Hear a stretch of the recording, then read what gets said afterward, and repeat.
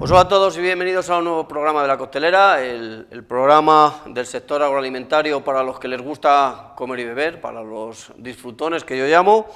Hoy volvemos al plató, volvemos a estar aquí con un amigo que ahora os vamos a presentar y bueno, la situación sanitaria parece que va un poquito mejor, a ver si continúan las buenas cifras. Gracias a Rodri y Eduardín que están aquí hoy con nosotros, a Laura en las redes y Manu que está también por ahí en el pensamiento de todos. Cuando pusimos en marcha este programa me puse como objetivo dos cosas, una no perder dinero y la otra disfrutar por lo menos un día a la semana, divertirme, coño. Yo creo que lo uno lo voy cumpliendo, por lo menos no perder, y hoy me voy a divertir, porque lo que tenemos aquí pues siempre ayuda. Así que lo vamos a presentar ya. Está con nosotros Íñigo Urrechu. Buenos días, buenas tardes. Buenas tardes, lo que sea. Lo que sea. Porque además en los entornos digitales, ¿cuándo podemos ver las cosas? Cuando queremos. Por lo tanto, buenos días, buenas noches, buen desayuno, buena siesta. Y si estás desvelado, te levantas también. El chef de las sonrisas, te han llamado los chicos. Ah, sí, bueno, no sé. ¿Sabes lo que pasa? Porque estás siempre riéndote. Pero es que hay un refrán que dice, al freír será el reír. Y yo me lo paso pipa. A ver, realmente me metí en cocina con 17 años porque era mi pasión. O sea, yo me corto y en vez de sangre me sale romero, tomillo, lo llevo en la sangre. Entonces dices, ¿cómo no vas a ser feliz? ¿Cómo no vas a sonreír porque estás haciendo todos los días lo que más te gusta? ¿Problemas? Por supuesto que hay. Cristos, hay un montón de cristos por delante. Yo siempre digo que en vez de salir con zapatos o con playeras, yo lo que tengo que salir es con catiuscas, porque me meto en cada charco yo solito. Pero hay que sonreír. Dicen los chicos que tienes un romance, además con la carne, dicen ellos. ¿Con la carne? Sí, me encanta, porque al final, fíjate, que cuando me dieron el premio al mejor cocinero de España, el ministerio vino y me dijo, oye, Urrechu, dadas tus dotes mediáticas y este premio que te han dado, o sea, me llamaron pelma la puñetera cara, o sea, tus dotes mediáticas, entonces dice, ¿te importaría o te gustaría que hiciéramos marca España contigo? Dije, hombre, bien, ¿pero qué es esto? ¿Representar a una marca? Dice, no, esto sería representar a todo lo que es el sector agroalimentario, al sector, por ejemplo, en este caso ganadero, de todo lo que son los españoles. No hay una marca, sino que representas a todas las familias. Hombre, y para mí ha sido un orgullo y es un orgullo poder, junto con el ICEX y junto con el Ministerio de Agricultura, poder ir al extranjero y hacer marca España, donde lo que hago es ser la imagen y representar, y la voz también, que no me callo nunca, y representar a todas las familias, ganaderos, mataderos, carniceros, de barrio, grandes, pequeños, pero sin una sola marca, es decir, todas las familias. Pues está bien que les defienda a alguien porque les atacan por todos lados, ¿eh? Sí. Además, mira, te voy a decir una anécdota. Una de las estrategias de comunicación que hicimos fue en China. ¿Sabes por qué? Esto fue el 2019, antes de que se rompiese el mundo en el 2020, porque en el 2019 todavía estaba coleteando el tema de las vacas locas en China. Joder. Teníamos la etiqueta de que en España había habido este problema, esta crisis sanitaria con el tema de las vacas locas, cuando nosotros ya ni nos acordamos. Fíjate, y eso fuimos desmitificando todo eso. ¿Cuántos restaurantes tienes en Madrid y en el mundo mundial? Que soy vasco pero no de Bilbao, ¿eh? a ver, pues realmente el primero que monté fue hace 18 años y medio, que es Urrechu. Ese es, si Urrechu soy yo, pues el primero que montas es tu casa, es tu sangre, ese es el mío, ese es lo tuyo, ese soy yo. Luego he ido montando, no porque tú quieras montar más, Dios me libre, sino porque yo, para mí, la base de un negocio, ¿qué es? Esto es piedra, ladrillo, cristal. Entonces, lo que realmente tiene importancia y lo que realmente vale de cualquier negocio son el espíritu de las personas que lo formamos o que lo forman. Entonces, me di cuenta que el valor de cualquier empresa y, por supuestísimo, de mis restaurantes, de mis casas, son mis compañeros, son las personas. Entonces, a medida que iba teniendo duplicados de grandes piezas formados por mí, tanto como maîtres, jefe de cocina, directores, pues entonces iba montando otro restaurante, porque los voy montando en función de los compañeros que tengo en los que apoyarme. ¡Ostras! Para poder hacer un proyecto muy positivo. Eso tiene que ser duro, ¿eh? Sí, es muy duro. 5 alter egos tuyos, sí, cuando os juntáis es difícil, ¿eh? Pero es más duro, imagínate tener negocios montados, que haces una inversión y que se lo estás dejando a alguien que no conoces, aunque tenga mucho nombre, que no lo discuto, pero que al final es muy divergente, o puede llegar a ser divergente a mi manera de pensar. ¿Por qué mi manera de pensar? ¿Sabéis lo que yo le digo, por ejemplo, a un camarero? Muchas veces, joder, pues los manos derechas míos me dicen, Urrechu, cállate, que parece que estamos en una secta. ¡Cállate, cállate, cállate! Porque yo, por ejemplo, cuando voy a contratar a un camarero, le digo, mira, vosotros sois mis ojos para ver lo que yo no puedo ver porque yo estoy en la cocina, que es donde más me gusta estar. Sois mi mano para alargar ese plato que yo no puedo alargar porque estoy en la cocina. Pero sobre todo, sois mi sonrisa.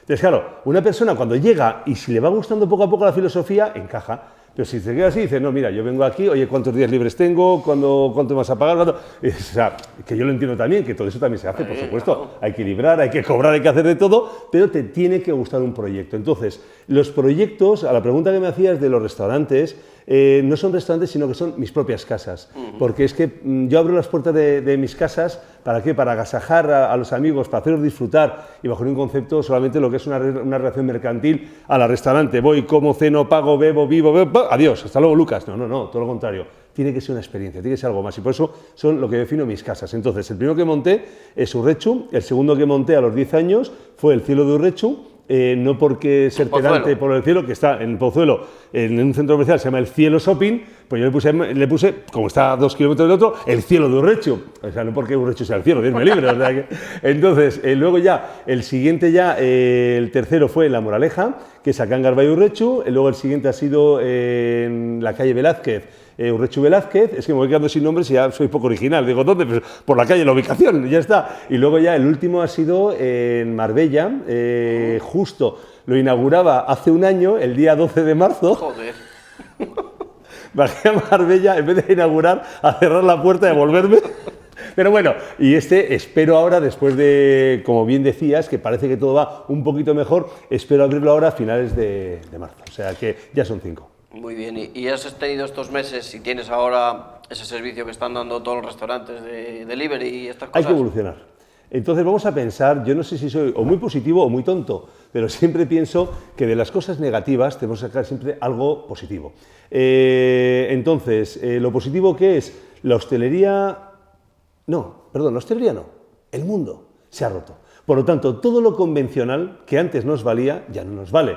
Entonces tenemos que saber estar en esa cresta en la que nos está diciendo ahora mismo el mundo cuáles son las necesidades. El mundo te está obligando a una serie de cosas. Bueno, pues si esto es una partida de ajedrez, el mundo ha movido pieza y tú tienes que mover la pieza para no perder la partida, ni más ni menos. Y dentro de la hostelería, en otros sectores no sé cómo será, entiendo que se habrán tenido que reinventar, pero yo hablo de lo mío. En la hostelería al final, una cosa que antes solamente era, pues oye, pizzas y hamburguesas, que era comida rápida, el delivery, y parecía que era una comida, una gastronomía que no tenía ningún tipo de sentido, o que una gastronomía que no... No, ¿por qué? Por Dios bendito, daban un servicio y ahora mismo todos nos hemos subido a ese servicio, cada uno dando la propuesta que damos. Entonces ahora mismo es algo maravilloso, porque tú descuelgas el teléfono y tienes una multipropuesta gastronómica de todos los talantes. No vamos a decir si es buena o mala, de todos los talantes. Entonces, más rápida, menos rápida, de un sabor, de otro sabor, pero eso es parte de lo bonito que se ha quedado. Es como, por ejemplo, los códigos QR.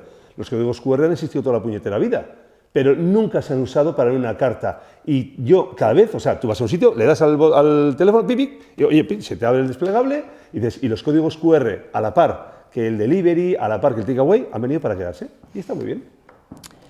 ¿Cuál es un poco la especialidad de tus casas? ¿Cuál definirías que es tu producto estrella? Lo primero, yo creo, la filosofía, no defraudar nunca al cliente. Eso es el axioma empresarial que yo intento meterle en la cabeza siempre a todos los compañeros. Entonces, lo más importante en Urretxu, ¿qué es? No defraudar nunca al cliente. ¿Por qué? Y yo siempre digo, la hostelería, si nos ponemos en la esencia de la hostelería, es lo más agresivo que hay en este mundo. Y te voy a decir por qué. ¿Cuántas veces pagas tú por un servicio? Te voy a decir yo por qué. Vamos a enumerarlo. Ya verás. Te veo con el papel y el boli. Vas a enumerarlo. ¿Cuántas veces pago por un servicio? Sí, ¿cuántas veces pagas por un servicio de hostelería? Primero, coges el teléfono y llamas para hacer la reserva. ¿Vale? Entonces, vale, tenemos todas tarifas incluidas, todas tarifas planas, pero hay que tener teléfono y la tarifa pagada. Por lo tanto, tú estás pagando ya una primera vez. Segundo, tienes que desplazarte, bien sea por medios propios o por medios ajenos. No vamos a hablar si taxi o Uber para no entrar en esa pelea. Pero bueno, por medios ajenos. O sea que ya es un segundo servicio que pagas. Y si vas con tu coche propio, otro servicio más que sería también el parking. ¿Vale? Más luego llegas al restaurante y tú lo que estás haciendo es, después de comer, pagas esa factura. Y luego vuelves a coger tu coche, tu taxi, tu servicio paralelo para volver al sitio donde estás. Estás pagando 4, si no 5 veces, incluyendo el parking, por un servicio de hostelería. Por lo tanto, ¿cuánto cariño, cuánto interés, cuánta ilusión hay depositada no en una comida, sino en llegar a tu casa? Entonces, la gente que venga a mi casa, ¿yo quién soy, por Dios bendito, para intentar no tener todos los sentidos junto con todo el equipo cuando estás haciendo el briefing, para que todo esté en perfecto estado de revista, para volverle loco a ese cliente, para no defraudar nunca? En mi razón de ser como ser humano está el no defraudar nunca. No sé si es porque sea de un sector servicios o no, porque me gusta dar un servicio y cuanto más de lujo sea, más servicio de lujo será, pero sí tengo claro que es porque mis padres, los aitaches, como decimos en el País Vasco, me han enseñado siempre a no defraudar y a intentar ayudar. Por lo tanto, ¿quién somos nosotros, no sé si en el resto de la hostelería, pero sí en los urrechus, para defraudar las ilusiones, las sonrisas, todas esas cosas depositadas en una comida, en una cena? Por lo tanto, lo primero es no defraudar. Y lo segundo, no tengo un plato estrella, ni tal, no. ¿Sabes lo que yo doy en urrechu? Yo doy de comer lo que a la gente le gusta comer.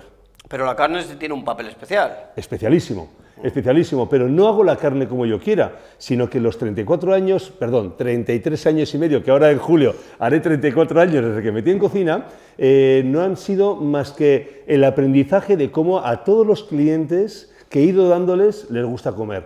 Por lo tanto, yo lo que he hecho ha sido moldear y adaptar mi manera de ser, mi gastronomía, todo lo que es el aprendizaje, que por cierto ayer estuve hablando con él, que fue de la mano de Martincho, de Martín Berasategui, con 17 años entré, fíjate, Martincho es un caserillo del copón y yo era un casero y un salvaje con 17 años, o sea que, pero bueno, somos intimísimos amigos, y ya te digo que al final lo bonito de esto es he readaptado todo esto a lo largo de casi 34 años para dar de comer lo que a la gente le gusta comer, incluyendo la carne, tipo de carne, tipos de corte, tipos de cocción de la carne, o sea, sé todo. Y la carne es muy importante en mi gastronomía. Pues veo que tú llevas tu chaquetilla. Yo llevo una que me prestaron, vamos, me dieron en una... ¿Te han prestado? Ya te voy a dar yo una mecachila masada para que no la tengas que pedir prestada. Pero has mencionado a Martín. Yo le hice a Martín una entrevista en la cocina de su restaurante. Sí, es que Martincho dentro, Sí, Martincho es especial, es una persona, fíjate, estamos hablando de, no sé, qué actor, vamos a ponernos a pensar ahora mismo, ¿cuál es el mejor actor? ¿Cuál es el mejor tal que ha podido llegar a dar el mundo? Jack Nicholson, Robert De Niro, que no lo sé, o sea, digo pues Martincho, en gastronomía, está a ese nivel, el español con más estrellas Michelin del mundo, es decir, fíjate si subiendo tan arriba ha tenido opciones de poder decir, oye, no me acuerdo de este. Yo empecé con él cuando Martín no tenía estrellas Michelin y ahora mismo tiene 12. Y te puedo garantizar que Martincho sigue siendo el mismo y su bondad como ser humano es lo que ha sabido trasladar a un plato, porque esa bondad, esa pasión, ese garrote, como él dice siempre, lo ha sabido trasladar siempre a su gastronomía. Y tú comes, tú cierras los ojos, tú comes y tú sabes dónde estés, en qué parte del mundo, si ese restaurante es de Martín o está asesorado por Martín o no. Es decir, tiene una gastronomía propia porque ha sabido traspasar esa inquietud, esa bondad y todo eso a su gastronomía, a un plato. Y Martín es espectacular, o sea, te abre las puertas de casa. Martín, vente un día a Costelera, hombre. Oye, te invito. Ah, ¿que te vas a perder con el coche como he hecho yo? Te traigo yo un coche, que me ha perdido el camino. O sea, ha sido increíble. Soy despistado. El otro día, por cierto, dejé el flequillo, no sé dónde, se me ha olvidado, no lo he encontrado. O sea. Yo creo que ya no lo encuentro. A cuchillo, vamos a hacerte un test. Sí. A ver cuánto sabes del mundo por ahí, ¿vale? ¿Quién ha sido la última ganadora de MasterChef? La última ganadora de MasterChef. Le puedes dar a la bocina si no lo sabes, ¿eh? Pues yo creo que está, no lo sé. Te lo juro, a ver, y mira que he formado a diferentes compañeros. Por ejemplo, ahora Gonzalo Miró, la última opción, le he formado en Urrechu, pero es que luego ya, en cuanto ya le he echado, ya no le he seguido, no me acuerdo. Dale a la bocina. Lo siento. ¿Cómo se llama el chef más famoso del mundo según la lista de los chefs más famosos de Mauro? No sé. No lo sé, porque para mí ya no es el más famoso. El más famoso puede llegar a ser, entiendo, el que más sale en temas mediáticos, en tal, no sé, pero tengo claro que para mí sería quién es el mejor. O sea, y el mejor, dentro de esas listas hay diferentes tipologías y para mí, mi debilidad, yo lo siento mucho, es Martín Berasategui, y el más famoso, pues igual no sale tanto en la televisión como otros, pero para mí Martín Berasategui. Dice aquí que es Mauro Colagreco, italiano. Vale. No sé. Pues yo, como soy vasco y no soy italiano, pues no lo sé decirlo, lo siento. ¿Quién es el presidenta de la Real Academia Española de Gastronomía. Hasta ahora Rafael Ansón, que somos íntimos amigos, tal, y ahora ha cambiado y no sé el nombre de la siguiente. Lourdes Plana Bellido se llama. Sí, señor. Y encima la conozco hace muchísimos años. Lourdes, perdóname, por Dios bendito. O sea que es que con lo de la pandemia se me ha borrado el cerebro, lo siento. Te iba a preguntar cuántas estrellas tiene Martín, pero ya lo has dicho, así que... Sí, o sea que esa es que, claro, a Martín, o sea, ya te digo, los demás tienen, es que le idolatraba antes de meterme en cocina con él, por esa fuerza, esa energía tal, y le sigo idolatrando 34 años después, o sea que... Tú sabes, no te acordarás cuando nos conocimos. A mí me ha costado. No jorobes. Nos presentó Alfonso Alcázar, de Tello, en una iniciativa solidaria que hacían ellos en el ayuntamiento. ¡Ostras, Pedrín! Sí, señor. Fíjate que yo te iba a decir Pedro Ureña, otro amigo de temas, tal. O sea, fíjate que no sé por qué me ha venido Pedro Ureña a la cabeza. Pues nos presentó Alfonso. Mira, además, el otro día estoy hablando con él, o sea, más con las pesetas. O sea, un tema solidario que hicimos, que me puse a dar vueltas, o sea, en una pista de atletismo, corriendo, y lo que hacía era correr tantos kilómetros y Tello lo que hacía era, lo mutaba en 10 kilos de alimentos para el banco de alimentos. Okay. Entonces hice no llegaron 120, fueron 118 kilómetros corriendo en una pista de atletismo y ellos lo que hicieron fue poner 1.200 kilos de alimentos que lo donamos al banco de alimentos. ¿Cuántos kilómetros has hecho esta mañana o corres por la noche? Cuando tengo tiempo. Ahora os voy a ser sincero, estoy un poquito plof porque he cogido 4 kilitos, pero, o sea que me toca correr y mucho. Hombre, realmente lo primero, segundo llega después. Es necesario para mí el poder correr, el poder hacer deporte, porque lo que hago es tiro el móvil y es mi momento. La gente dice, claro, es que salís a correr, las endorfinas, la hormona de la felicidad. Pues no, para mí es egoísmo, porque es mi momento conmigo mismo. Y eso es cuando organizo todo. También, a ver, ahora hago menos bicicleta. Yo he hecho varios Ironman también, por lo tanto, tú para poder hacer Ironman, tú tienes que hacer carrera, bicicleta y natación, evidentemente. O sea que... Pues vete un día con la bici con Eduardín, que Eduardín es bicicleta. ¿También le das? Pues nada, tendré que ponerme en forma, que te veo buenas patas. Pero ahora ya te digo, llevo ya, bueno, sé, bastante tiempo, o sea, como unos 4 años así que dejé el tema de los Ironman y solamente me he dedicado a correr. ¿Cuál es el alimento que más te gusta de tu tierra, de Guipúzcoa? Ostras, yo creo que la patata. ¿La patata? Yo creo que la patata, hombre, la patata no es guipuzcoana, pero sí es alavesa. Entonces, ¿qué pasa? Que mi amacho, la madre, es alavesa. El aitá sí es guipuzcoano, el amacho es alavesa, entonces yo tengo el 50% de cada uno. Y como he estado durante 2 meses, o sea, desde crío, siempre eran 2 meses de vacaciones al año y siempre estábamos en Vitoria, en un pueblecito de Vitoria, donde es mi madre. Entonces, claro, yo he estado en los tractores con los tíos, recogiendo patatas, en el campo, llevando los cerdos, las vacas, ordeñando, o sea, empapándome sin darte cuenta de lo que es la base de la gastronomía. Entonces, por eso para mí la patata es mi talismán, es mi ingrediente que no puede faltar nunca en mi cocina. O sea, y me encanta, me encanta. ¿En casa cocinas tú o hay alguien que...? A ver... ¿Te dejan? Estoy poco. Hemos de decirlo que estoy poco, o sea que, pero cuando estoy, me encanta cocinarle siempre. Y cuando cocino, la expectativa, tanto para Elisa, que es mi mujer, como para Hitor y Eric, que son mis hijos, o los invitados que vengan, ahora ya no, porque solamente podemos 4, cuando pase la pandemia vendrá alguno más, pero tengo claro que como la expectativa cuando tú les cocinas es alta, entonces lo que hago es ni más ni menos,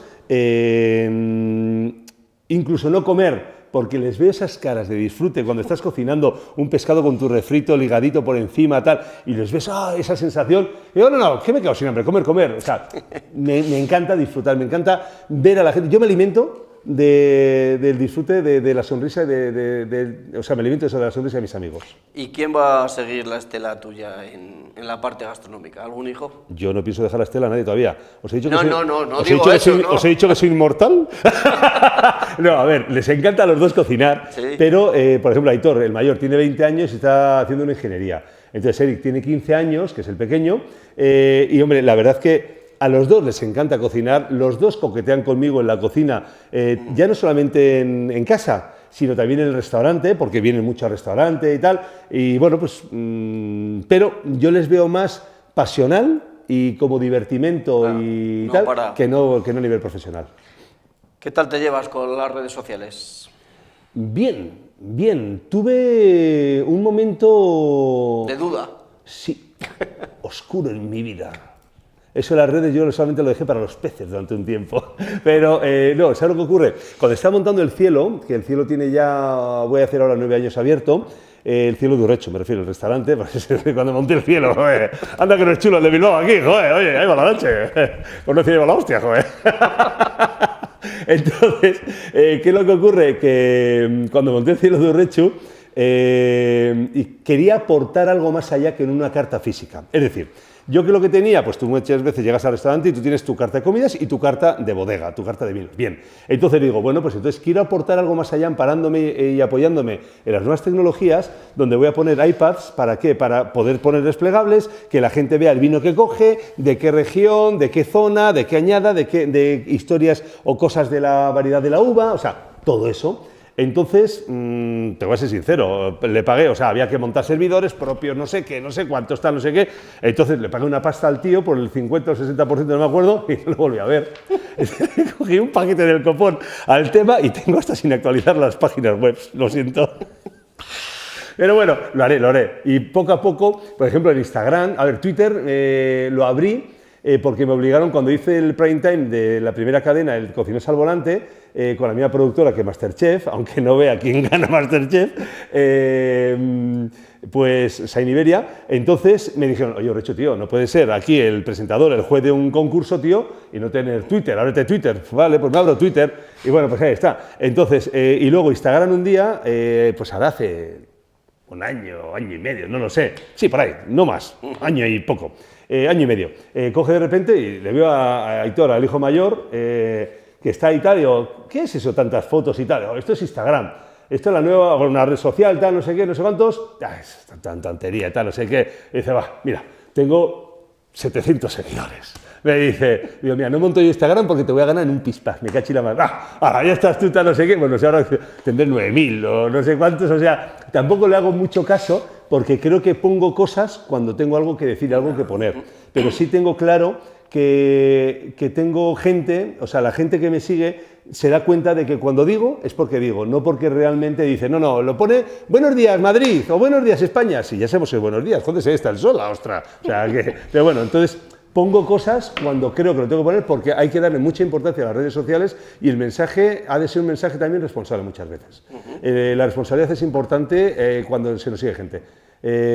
Ayer nos dieron este premio, muchas gracias a 5 al día, ¿eh? Felicidades, os lo merecéis. Sí, son muy majos estos chicos, o estas chicas, porque son todas chicas, así que... Ah, sí, pues os merecéis. Además, el logo muy chulo. Muy chulo, Muy sí. chulo, muy chulo. Vamos a la tele. A la tele. Qué jovencito, ¿eh? Oye, tengo, sí, ese, pues fíjate, además yo creo que... El fogón y la vida. El fogón y la vida. De las pocas chaquetillas negras ahora que he visto ahí, que he tenido. ¿Y sabes por qué? Te voy a ser sincero. Esa chaquetilla negra tiene una historia. Yo siempre voy vestido para mí, la cocina es blanco. O sea, lo siento mucho. No asocio otros colores. Entonces, ¿qué es lo que pasa? Que de repente me vinieron de la firma de chaquetillas que yo llevo. Me gusta mucho, me dice, oye, Urrecho, como siempre nos compras tal, ¿te apetecería un día ser el modelo del catálogo para toda Europa, tal, no sé qué? Joder, eso es el modelo, a quien no le gusta. Y dije, hasta me peiné ese día y salí. Dije, entonces Me llama a pelo, ¿eh? Sí, me viene el francés y me dice, esto, y me saca una chaquetilla negra. Y digo, no, lo siento, yo solamente blanco. Y dice, es que tú eres cocinero del siglo XX. Yo cago en la leche, dame la chaquetilla, la hostia, trae, me la pongo. Me ha llamado antiguo el cabrito de las narices. O sea que, ay, sí señor, Cocineros al Volante. Ahí es donde abrí Twitter. Televisión Española ahí. Sí, con Paula y con Alex, o sea, qué majos mis compañeros. O sea que... Sí, y esta también, a ver. Sí señor, la aleta gourmet. O sea que, además...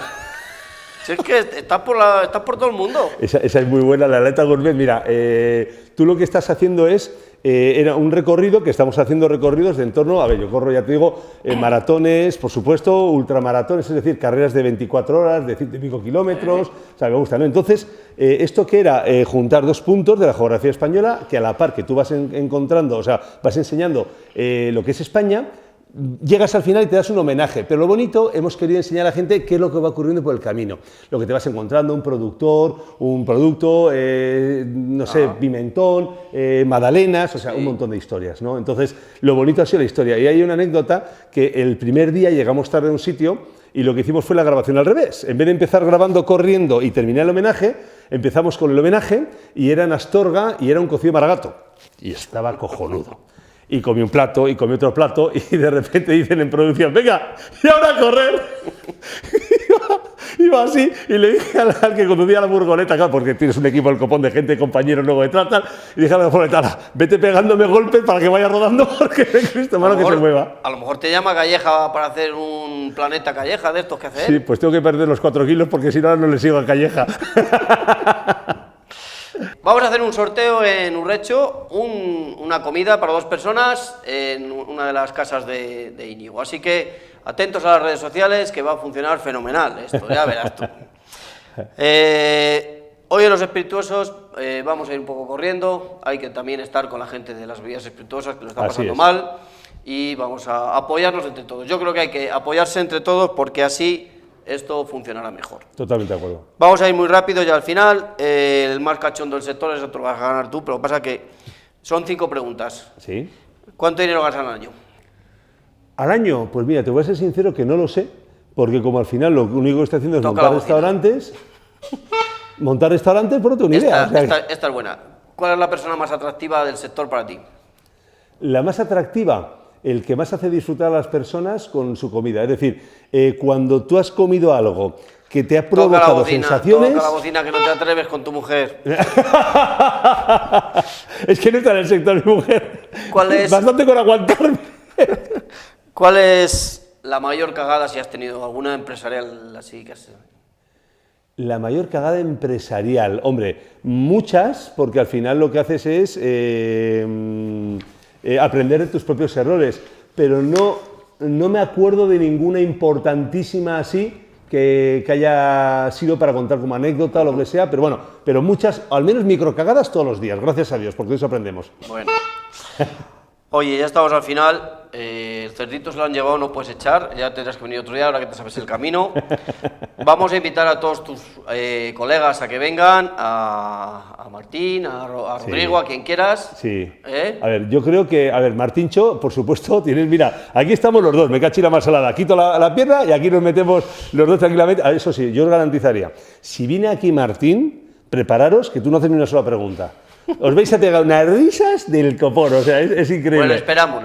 Y si no, también, yo a otro que soy íntimo amigo y que creo que encaja muy bien en esta manera de cómo hacer las preguntas, de cómo hacer, y de ese apoyo hacia todo lo que es el sector agrícola, todo el sector ganadero, todo, o sea, sería, por supuestísimo, Rodrigo de la Calle. Rodrigo, te espero aquí también, me cachi la más salada, aupa ahí. Bueno, pues muchas gracias por venir, Íñigo, un placer tenerte, sabía yo que me iba a divertir hoy, así que... Pero ahora que hemos empezado, pero esto no puede ser, o sea, ahora que voy empezando a calentar la garganta a hablar, ¿cortamos? Aquí seguimos hablando, ¿eh? Aquí seguimos hablando. Pero bueno, oye, que he estado encantado, que ha sido un auténtico... Ese es el regalo que tienen todos nuestros invitados, la taza de la costelera. Por Dios, me encanta. Un placer tenerte aquí. Me encanta, mira, esto... Para desayunar todas las mañanas. Esto, ¿sabes lo que es para mí? Un regalazo.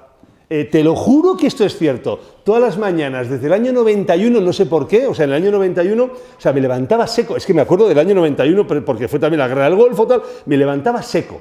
Entonces, me acostumbré a beber desde el año 91 1 litro de agua todos los días. ¿Tú sabes el estrés que es llenar 4 vasos de 250 centilitros y te los bebes? Las jarras tienen 333, por lo tanto, ahorro el tiempo de llenar un vaso y beber. Por lo tanto, todas las mañanas, 3 jarras de agua bebo a primera hora. Así que esto es un regalo para mí, siempre bebo agua en jarra. Muchas gracias por venir. A vosotros. Gracias a todos los que nos siguen y nos vemos la próxima semana.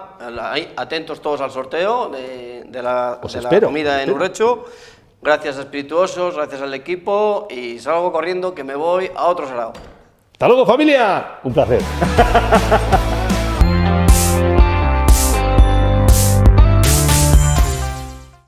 Bueno, pues buenos días. Mi nombre es Felipe Vila, soy el presidente de esta casa, del Colegio de Veterinarios de Madrid, y lo primero que quiero es darle la bienvenida a los que no hayan estado aquí, y a los que hayan estado, pues encantado de que estén aquí nuevamente. Como pueden comprobar, tenemos unas instalaciones pues francamente buenas, y luego van a tener además de la oportunidad de conocer nuestros jardines, que están francamente bien, en una zona pues bastante privilegiada de Madrid. Dice el ministro, Lago Espinosa lo es, y tanto que lo es. si hoy hubiéramos tenido que comprar esto sería imposible. Sí. Bueno, yo simplemente pues agradecer primero, por supuesto, a Ricardo Miguel Áñez que haya querido hacer aquí, como otras muchas veces, esta jornada tan, yo diría, tan, no solo tan interesante, sino tan necesaria, ¿no? Y bueno, pues Ricardo ya nos conoce hace mucho, somos amigos y realiza aquí muchas actividades de ese conjunto que él tiene montado, que abarca todo lo que hay en el sector alimentario, en la alimentación y más allá. Entonces, Ricardo, enhorabuena. Es verdad, es que es verdad, lo digo con cariño, pero es cierto que yo creo que hace una labor encomiable, ¿no? Y también pues agradecer, como no, a don Jaime Lamo de Espinosa, al ministro. Me gusta llamarle ministro, porque han pasado muchos años, fue un buen ministro y dejó una buena impronta. Muchas gracias. Entonces, bueno, pues le agradecemos que esté aquí. Él ha estado en esta casa ya varias veces y siempre, la verdad es que siempre imparte doctrina, o sea que él siempre fundamenta mucho sus ponencias y siempre aporta ideas también, que es importante. Y también pues doy la bienvenida a los directores generales de las cooperativas agroalimentarias y de FENACORE, que es tanto como decir las comunidades de regantes, ¿no? Bueno, pues hablando, claro, de las comunidades de regantes, ¿de qué se va a hablar aquí hoy si no es del agua y la alimentación, como habéis querido titular a esta jornada, ¿no? Yo no soy experto en esto, por lo tanto poco puedo decir, pero sí una cosa. Es verdad que el agua es imprescindible para la vida, es imprescindible para la alimentación, porque si queremos tener alimentos tendremos que tener agua para producirlos, tanto en las producciones agrícolas como en las producciones ganaderas, que parece que los datos indican que la pluviometría año a año va disminuyendo y que el proceso de desertización en España va aumentando y parece que eso no va a parar, no va por buen camino y, por tanto, los recursos hídricos de las cuencas fluviales cada vez serán menores, aunque este año sea una excepción y haya habido unos meses aquí que estábamos comentando antes francamente buenos, ¿no? Pero eso no es la generalidad. Por tanto, yo creo que sí que es verdad que se tendrá que hacer un esfuerzo muy grande en España por racionalizar todos los recursos, no solo el agua de las cuencas, también las aguas regeneradas, el agua de las desaladoras, en fin, las aguas subterráneas, la contaminación del agua. Es decir, yo creo que todos esos son temas que requieren un análisis profundo y ojalá, le decía yo al ministro, a nivel, digamos, de gobierno, a nivel político, si se pueden hacer cosas, y él ahora nos lo contará, no lo veía como muy factible, ¿no?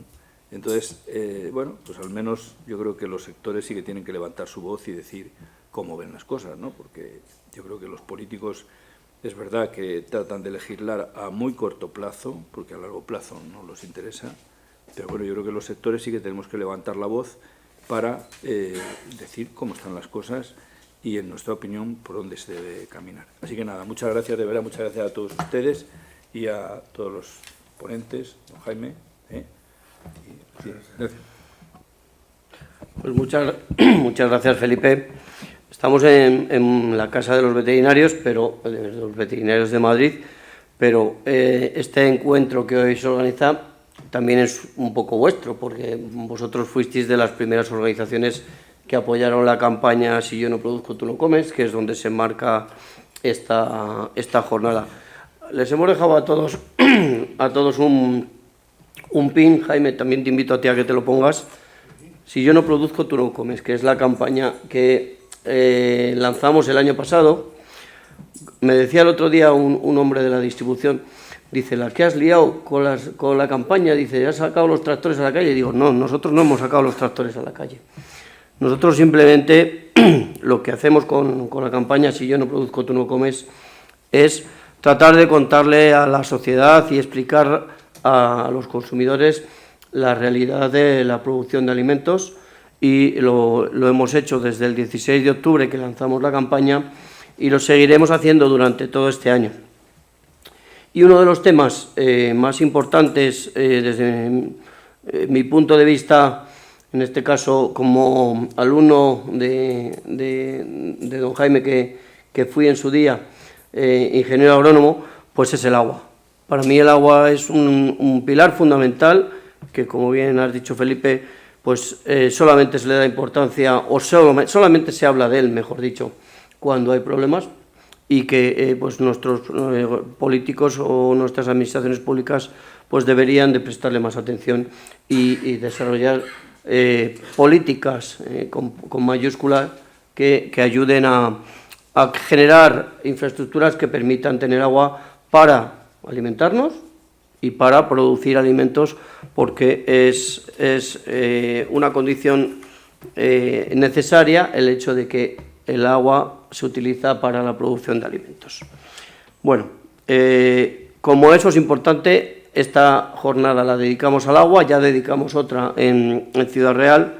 Gracias, por supuesto, Felipe, como siempre, por dejarnos vuestra sala para hacer aquí este encuentro. Gracias también a FENACORE, en la figura de su presidente, por colaborar con nosotros en esta organización, y por supuesto también a Gabriel Trenzado, que es el director general de Cooperativas Agroalimentarias, con quien lanzamos esta campaña el 16 de octubre y bueno, al que le voy a dar la palabra para que también nos dirija unas palabras. Cuando quieras, Gabriel. Muchas gracias, Ricardo, y encantado de estar aquí con todos vosotros.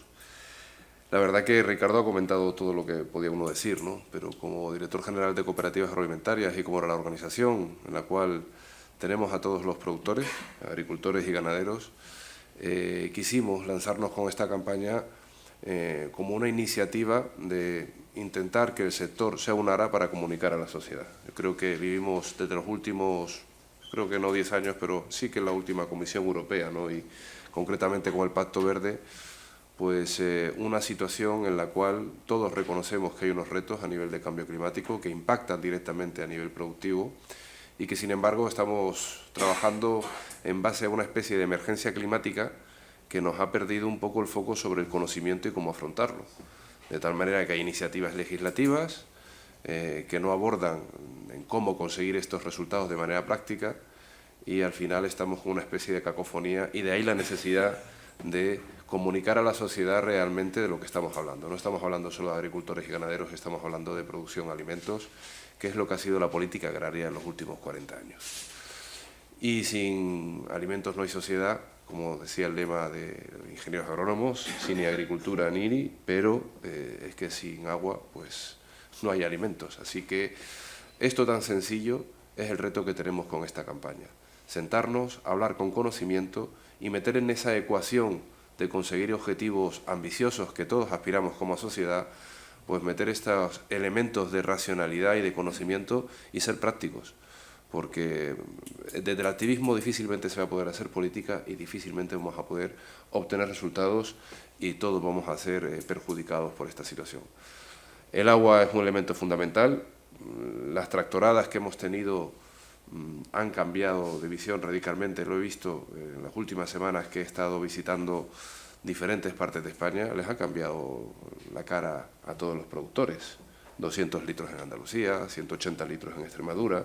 Es decir, ha dulcificado bastante, con lo cual no solo es fundamental para las producciones, sino que con agua y con una buena gestión del agua se ven los problemas de otra manera. Así que trabajemos con conocimiento, teniendo en cuenta el reto que sin duda alguna es grandísimo, y eliminemos el debate de blanco-negro, de mucho-poco, y aportemos conocimiento e instrumentos para obligar al legislador y a los políticos a que tengan una visión más a largo plazo, porque hasta la fecha lo único que han hecho de este tema no se habla, que es muy problemático. Pues ha llegado el momento de hablar porque ya no tenemos más remedio.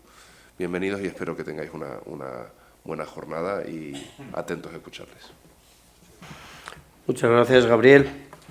Pues a continuación le voy a ceder también la palabra al presidente de FENACORE, a Juan Valero, que también es miembro de la campaña y, por tanto, agradecemos también el apoyo de FENACORE. Muchas gracias.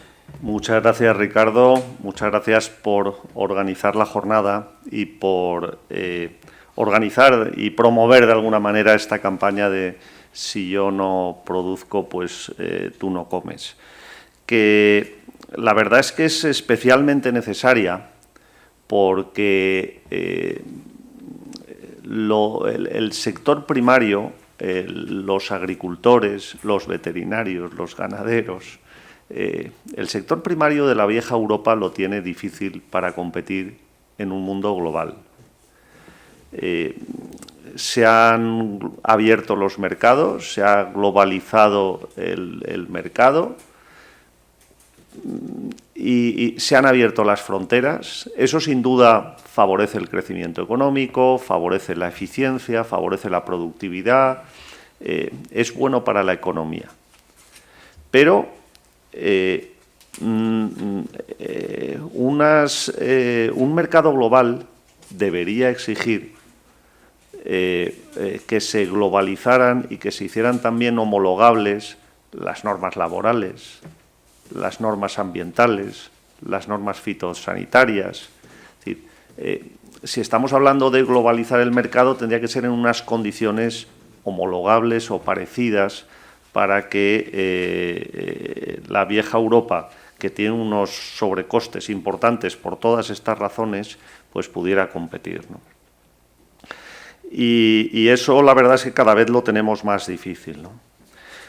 Claro, en una jornada como esta, hablando de agua y alimentación, y siendo yo presidente de la Federación Nacional de Regantes, pues hombre, no tengo más que poner en valor un poco el papel de los regadíos para la alimentación, ¿no? Tanto a nivel de España como a nivel mundial, que es básico.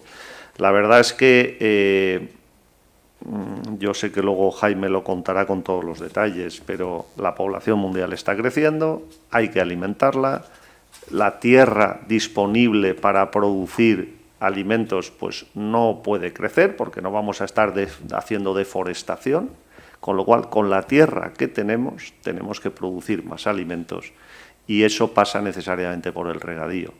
El regadío que produce de media en España una hectárea de regadío 6 veces más que una hectárea de secano y, por lo tanto, es imprescindible para incrementar esa productividad que es absolutamente necesaria porque seguimos teniendo un problema con la alimentación, ¿no? Yo creo que el regadío es imprescindible desde ese punto de vista estratégico de ordenación del territorio, desde el punto de vista económico y social, pero también porque el secano fundamentalmente casi es de monocultivo o de cambias el tipo de cereal que produces, pero el regadío permite perfectamente adaptar las producciones al mercado, permite adaptar las producciones a la industria agroalimentaria. Tenemos aquí a las cooperativas. La industria agroalimentaria en España es prácticamente la industria más importante y del PIB, bueno, pues junto con algunas otras, el turismo, los automóviles, pues prácticamente es la industria más importante que está diseminada por todo el territorio de España y es básica, ¿no? Pero luego yo creo que a mí me ha sorprendido cuando han salido todas estas tractoradas que ha habido la opinión pública ha acogido con comprensión, incluso hasta con aplausos, a los tractores que muchas veces estaban generando molestias también a los ciudadanos. Y a mí eso me parece muy importante porque tenemos que ser capaces de conectar emocionalmente con la gente del campo. Yo, si os preguntara a los que estáis aquí, ¿quién vive en el campo? Bueno, pues habréis venido casi todos de Madrid, pero ¿vuestros padres vivían en el campo y vinieron aquí a Madrid? ¿O vuestros abuelos o vuestros bisabuelos? Bueno, es que a mitad del siglo XX la mayoría de la población era población rural. Por lo tanto, yo creo que tenemos que ser leales con esos orígenes que tenemos todos, que todos al final, con más generaciones o menos generaciones, pero venimos del campo y tenemos que darle una salida al campo español. Y para eso, desde luego, pues estas jornadas y estas campañas nos tienen que ayudar. Así que enhorabuena y muchas gracias por la organización. Pues muchas gracias, Juan. Vamos a dar paso ya a don Jaime, yo no me atrevo a presentarte, pero no, estaríamos mucho tiempo pues, si leyéramos el currículum que tienes, y yo creo que no lo vamos a hacer. Simplemente decir que eres doctor, ingeniero agrónomo y economista, catedrático emérito de la Universidad Politécnica de Madrid, y bueno, pues para todos los agrónomos de las últimas generaciones, al menos de la parte de economía, que era donde nos dabas clase, pues un referente, y como decía Felipe, pues también en la época en la que tuviste la responsabilidad ministerial, pues yo creo que todo el mundo tiene un buen recuerdo de esa época y de todas las normas y de todas las infraestructuras y todo lo que pusiste en marcha. Así que suficientemente capacitado para poder hablar de este tema tan importante, y por tanto por eso nos hemos acordado de ti, Jaime, y será un placer escucharte. Si queréis podéis escucharle desde aquí o desde allí, como vosotros queráis, como estéis más cómodos. Gabriel, Juan, Felipe. Yo, si quieres me quedo yo acompañándote, Jaime, para no dejarte solo. Y así ellos pues... La ponencia la hemos llamado El agua es alimentación, el agua es vida. Y ya, pues, te doy la palabra, Jaime, y adelante. Muchas gracias. Pues muchas gracias al Colegio de Veterinarios, muchas gracias a Felipe, a Ricardo, a Javier y a Juan por sus amabilísimas palabras introductorias y de presentación. Muchas gracias por invitarme a estar una vez más en esta sala, a la que le tengo enorme aprecio, porque hace año y medio aproximadamente fui nombrado académico de honor de la Real Academia de Ciencias Veterinarias, cosa que en el caso de los ingenieros agrónomos debe ser un caso bastante singular, pero a mí me produjo una satisfacción y un honor muy grande, y por eso volver a estar aquí pues me satisface enormemente. Se me ha pedido que hable del agua. Yo el agua, tengo que decir, que es un tema que me preocupa desde hace muchos años. Hace ya lo menos 25 años, bueno, yo me eduqué con dos grandes intelectuales agrarios de fondo. A medida que estudiaba la carrera de agrónomos y al mismo tiempo la carrera de económicas, yo iba viendo que había dos figuras que estaban siempre presentes en las intervenciones de algunos profesores. Uno era Jovellanos y el otro era Joaquín Cosa, separados un siglo casi, pero los dos fueron los grandes padres de la agricultura moderna. Cuando Jovellanos vive, estamos todavía con unas hambrunas enormes, estamos con una España vaciada, hay pocos agricultores, el hambre es, como digo, muy generalizada, se produce el motín de Esquilache, que luego lo hemos llamado de los chambergos y de las capas y los cuantos tal, pero era un botín de hambruna, de una hambruna feroz, y que dominó en aquel momento España, y Jovellanos lanza su famoso informe sobre la ley agraria, en donde, en esencia, dice que para hacer una buena política agraria hay que hacer dos cosas. Una, no entorpecer las leyes agrarias y, por tanto, no generar estorbos. A mí me llamó muchísimo la atención la palabra estorbos, que la utiliza mucho. Y su obsesión es que si se hace una ley agraria en favor de lo que sea, por favor, no le empiecen a introducir la administración estorbos. Lo podría aplicar a la vida de hoy de la administración pública con toda facilidad, porque basta que un ministerio saque una ley o produzca una determinada reglamentación para que empiecen a aparecer los estorbos generados por el resto de las administraciones públicas, de tal modo que vivimos en un mundo, pues, en fin, muy controvertido desde ese punto de vista. Yo me obsesionó en aquel momento Jovellanos y me obsesionó Joaquín Costa.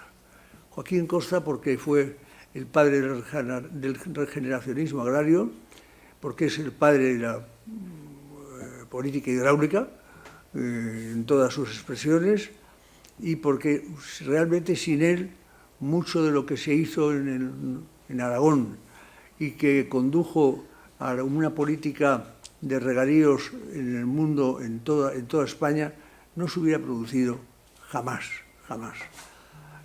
No debemos olvidar que, ahora que tenemos la guerra de Ucrania, desde hace desgraciadamente ya más de 2 años, Joaquín Costa decía que a él le sorprendía por qué los trigos producidos en Aragón, cuando bajaban por aquellas carreteras con los carromatos, carreteras por no decir otra cosa, caminos de rueda, llegaban a Barcelona, aquellos trigos valían en Barcelona, se vendían en Barcelona a precios superiores a los precios a los que llegaban los trigos de Ucrania a Barcelona. Y a él aquello le llamaba mucho la atención, es decir, aquellos señores que estaban allí lejanos, con un mar por medio, con todo el Mediterráneo después, cuando llegaban a Barcelona tenían unos precios colosales. Y sin embargo, los trigos que tenían que bajar desde Aragón llegaban a unos precios no competitivos. Y entonces fue cuando pensó que si aquellos trigos, en lugar de ser en secano, se produjeran en regadío y a rendimientos 6 veces mayores en riego que en secano, probablemente la competencia sería factible. Luego, hay 2 autores cruciales y muchos más que nos van conduciendo al mundo del riego.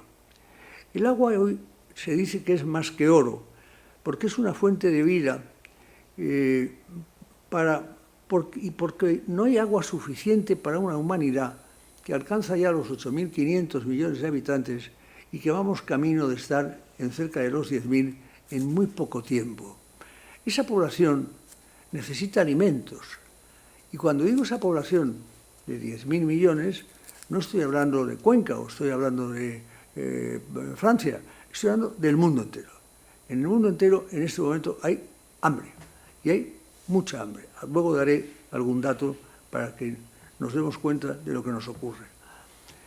Crecemos además con una población mundial que crece a una tasa del 1% anual acumulativo, es decir, 80 millones de personas por año, lo que supone un desequilibrio adicional en los suministros.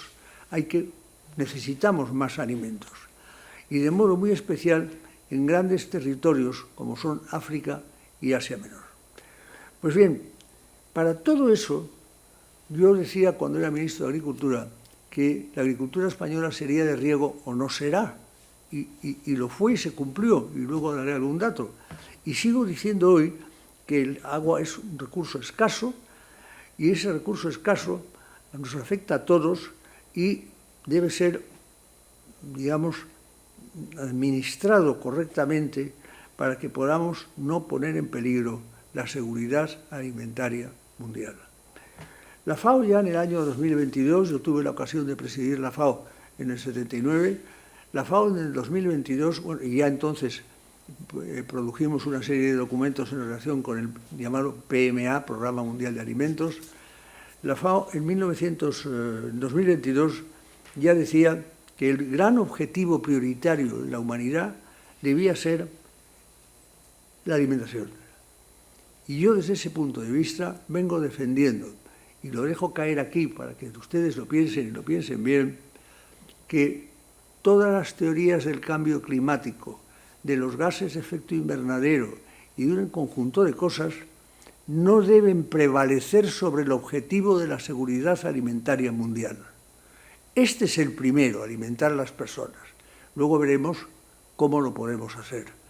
Pero claro, cuando se habla de que los gases de efecto invernadero son aproximadamente un 12% en el mundo de la agricultura, del cual aproximadamente un 4% es lo agrícola y un 9, 10, 11% es lo animal, y de ahí empiezan a salir voces sin parar, las últimas las de nuestro exministro de Consumo de hace poco, pidiendo el no consumo de carnes, pues estamos poniendo en riesgo la alimentación mundial por un mal criterio usado, que es que prevalezca el efecto gases y el efecto invernadero sobre el tema de la alimentación.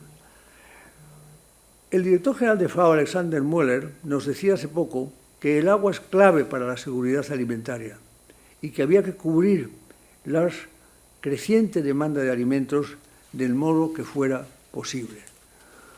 Yo quiero decir una cosa, el agua, no nos estamos dando cuenta. Yo llevo estas hojas que veis aquí en rojo, que son pues, más de media docena, son notas que llevo tomando desde este verano sobre las sequías y la falta de agua a nivel mundial. El río Colorado era el gran río norteamericano y estaba construido de tal modo que está dividido como en 5 partes en una zona interior, de las cuales una tiene que abastecer a Las Vegas, otra está previsto que abastezca a California, etcétera, etcétera. El río Colorado se está quedando sin agua. Se está quedando sin agua. Y como consecuencia de eso, empieza a haber problemas en Las Vegas, porque Las Vegas es una ciudad nacida de las aguas del río Colorado. Y hoy empieza a no tener aguas.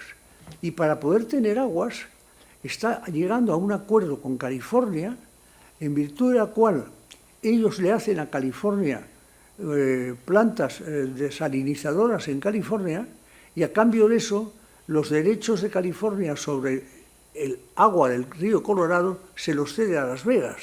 Es decir, ¿eso qué quiere decir? Que estamos en un problema, en este momento, angustioso de aguas y que nos está produciendo problemas muy serios. Malta no tiene agua. Malta está en este momento suministrándose gracias a plantas desalinizadoras. Y Arabia Saudí, que naturalmente uno imaginaría, llamándose Arabia, una zona de sequía, está produciendo grandes cantidades de agua, merced a las plantas desalinizadoras, para producir alimentos. Y me dirán ustedes, no puede ser, porque cuando se produce agua con plantas desalinizadoras, el coste del litro de agua es tan alto que hace inviable la producción alimentaria. Bueno, pues no es así cuando eres Arabia Saudí y la energía que utilizas para que las desalinizadoras produzcan agua es petróleo del que tú tienes a bajo coste y a escasa profundidad.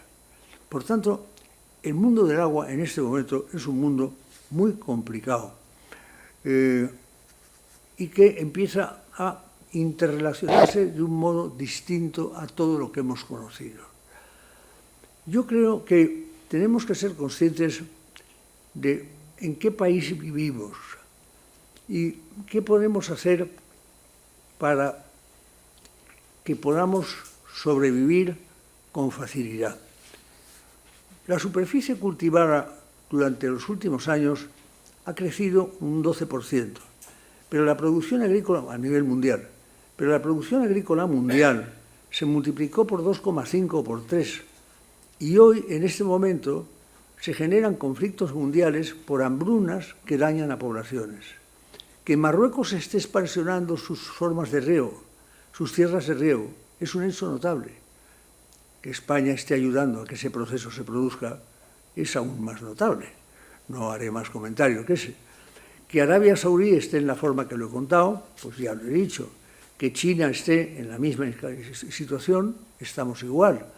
Pero el agua es tan problemática que Afganistán está haciendo un río de 285 kilómetros de longitud para poder llevar agua de un extremo al otro y poder ampliar en 500.000 hectáreas sus superficies de hectáreas regadas.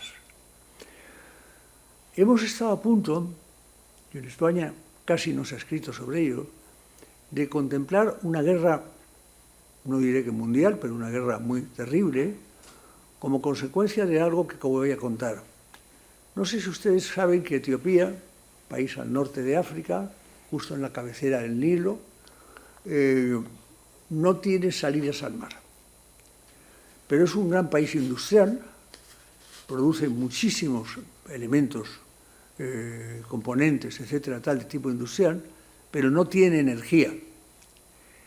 Y por esa razón Etiopía, hace ahora unos años, construyó la llamada presa del Renacimiento, que no tiene nada que ver con el Renacimiento nuestro, el europeo, el italiano.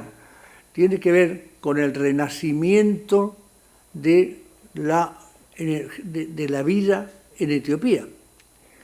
La presa era tan grande que mientras que se llenaba, naturalmente el agua no seguía pasando la presa y bajando a la corriente del Nilo.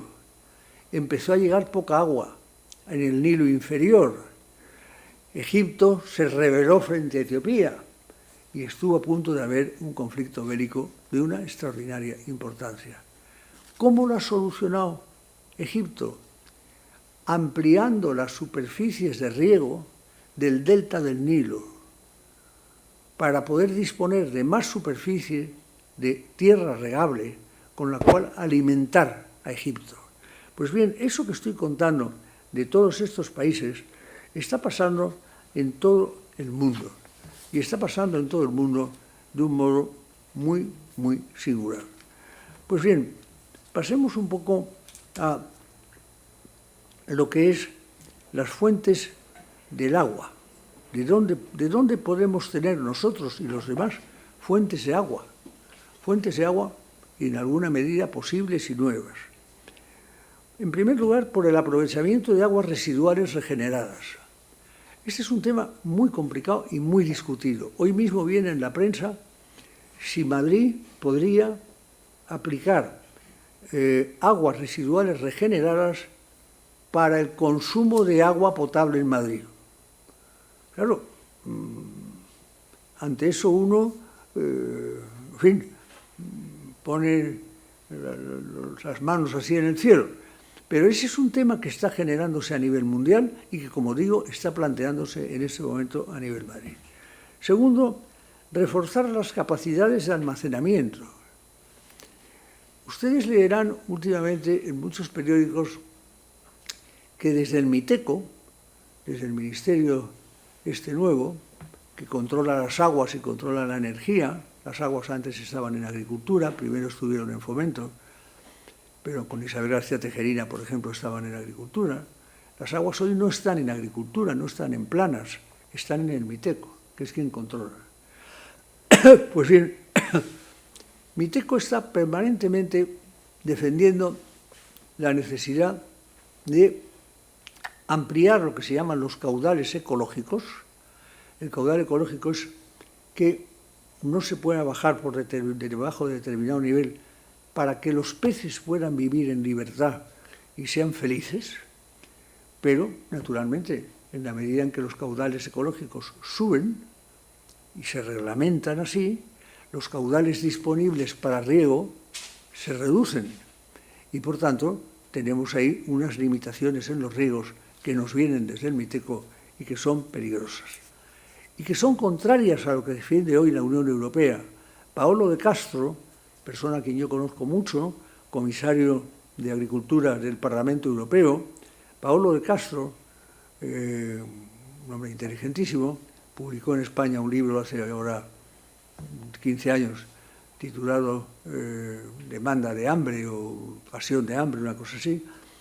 Él dice, hay fondos europeos, dice Paolo de Castro, para construir más embalses y para hacer frente a la escasez de agua. Llover sigue lloviendo. Lo que ocurre es que mucha de esa agua acaba desembocando en el mar. Y tiene razón. Era ya Jovellanos el que decía que el agua no podía desembocar en el mar. Y era ya Joaquín Costa el que decía que el agua no podía desembocar en el mar, que teníamos que aprovecharla. Pues nos lo dice Paolo de Castro ahora. en pleno 2023, porque esto se hace en 2023 justo, y eso significa que necesitamos más reservas de agua. Necesitamos hacer más pantanos, probablemente más pequeños, porque el cambio climático está produciendo irregularidades en las pluviometrías. Antes sabíamos que en tal época nos llovía. Yo me acuerdo en Requena, cuando yo pasaba el mes de agosto y parte de septiembre ahí, que en septiembre siempre sabíamos en qué fechas nos caía un granizo y lanzábamos aquellos cohetes antigranizo contra ellos, pero siempre caían en las mismas fechas. Eso ha desaparecido. El cambio climático lo ha alterado todo, pero no altera una cosa. Hace un mes estábamos en una sequía espeluznante y en la Semana Santa nos ha llovido tal cantidad de agua, que los embalses se han ido recreciendo todos. Yo tengo por aquí, creo, aquí está. ¿Ven la raya roja? Ese es el aumento en la capacidad de lo que han embalsado los pantanos españoles en el periodo que va prácticamente desde un poquito antes de Semana Santa a después de Semana Santa. Pues bien, hay que reforzar la capacidad de almacenamiento y, por tanto, tenemos que luchar todos para que no se siga el Miteco empeñando en reducir presas, reducir azudes y pensar más en los pececillos que circulan por los ríos que en las actividades reales de la economía. Tenemos que pensar también en el uso agrario o urbano del agua de las plantas desaladoras. Las plantas desaladoras nacen en España, en Tenerife, y nacen hace muchos años, y se han convertido en la esencia de los regadíos canarios y de la producción canaria agrícola, gracias a las desaladoras. Son unos grandes expertos y son los que nos trajeron después las desaladoras hacia España. Pero bien, las desaladoras para nosotros es una gran solución. Si tenemos 7.600 kilómetros de perímetro marítimo, tenemos 7.600 kilómetros de perímetro donde poder instalar desaladoras. Eso sí, hay que saber, ya lo he dicho antes, que la desaladora tiene un coste muy alto de producción del metro cúbico de agua y, por tanto, la energía que hay que utilizar para producir esa agua desalada tiene que ser una energía económica, porque si no, no podemos regar. Podemos utilizar el agua, y esto es muy importante, para el turismo. Gran parte de las desaladoras que están hoy en las zonas de Alicante se utilizan para el turismo. Gran parte de las aguas desaladoras que se utilizan hoy en España se utilizan para la industria y se utilizan para la vida urbana, pero en muy poca cuantía para el mundo agrario. Pero si podemos llevar esa parte para lo que acabo de decir y dejar el resto de las aguas para el agua de riego, tenemos asegurado el riego como gran solución. Por tanto, tenemos que tener la tranquilidad de que podemos hacerlo con facilidad.